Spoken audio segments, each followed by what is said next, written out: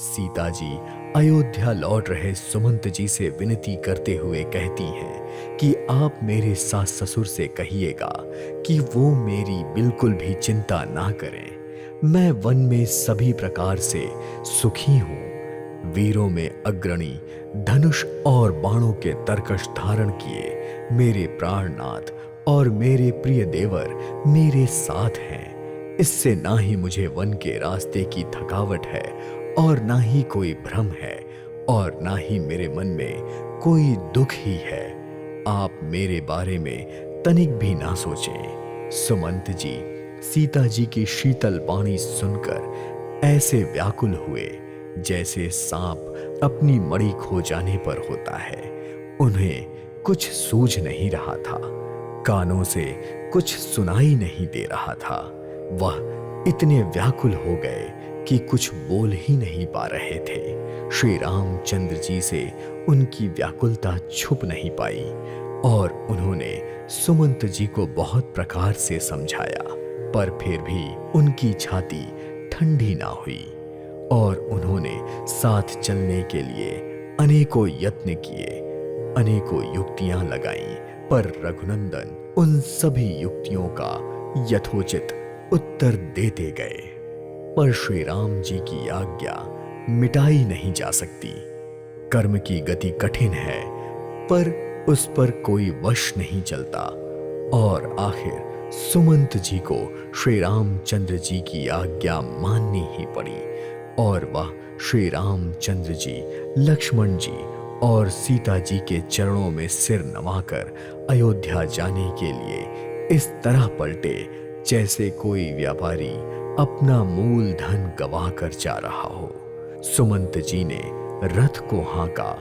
घोड़े श्री राम जी को देखकर हिनहिना रहे थे।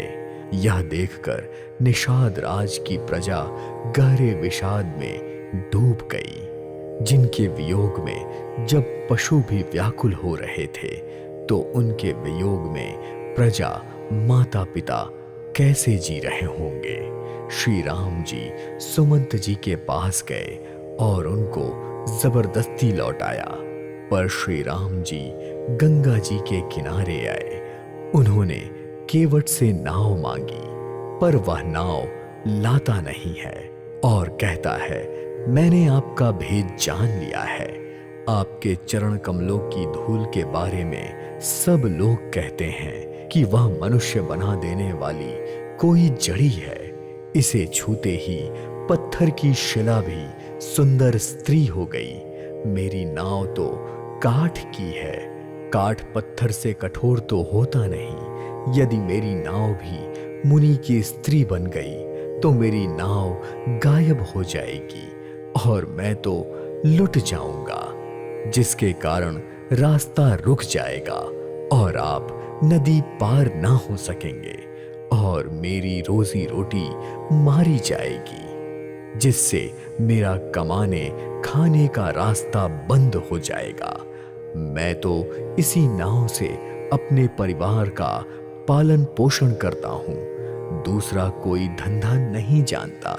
हे प्रभु, यदि आप सच में नदी के पार जाना चाहते हैं तो पहले हमें आपके चरण कमल धोने के लिए कह दो।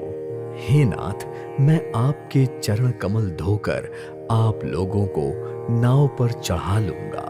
मैं आपसे कुछ भी उतराई नहीं चाहता।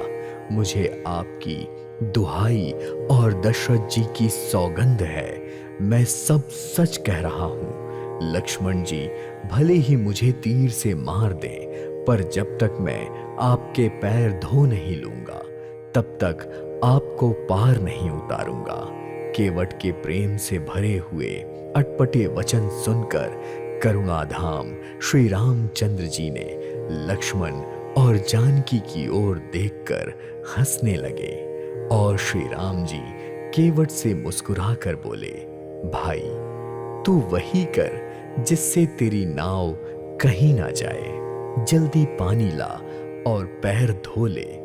देर हो रही है, जल्दी से पार उतार दे।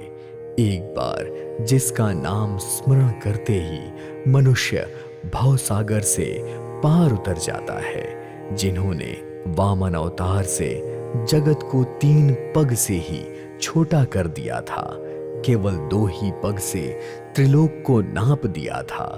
वही कृपालु श्री राम जी गंगा जी के पार उतरने के लिए केवट से आग्रह कर रहे हैं। प्रभु के इन वचनों को सुनकर गंगा जी की बुद्धि भी मोह में बंध गई।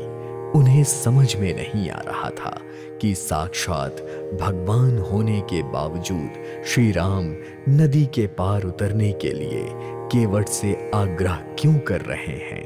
परंतु समीप आने पर अपनी उत्पत्ति के स्थान पर उनके पद नखों को देखते ही देव नदी गंगा उन्हें पहचान कर हर्षित हो गईं। वे समझ गईं कि भगवान नर लीला कर रहे हैं। इससे उनका सारा भ्रम नष्ट हो गया और वह सोचने लगी कि अब मैं इन चरण कमलों का स्पर्श पाकर धन्य हो जाऊंगी।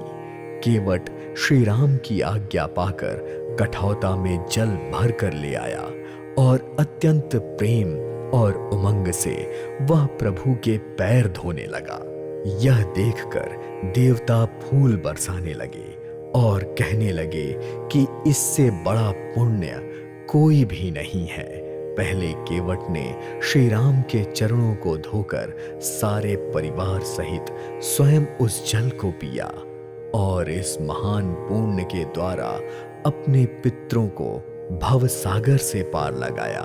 फिर आनंद पूर्वक श्री राम जी को गंगा जी के पार ले गया।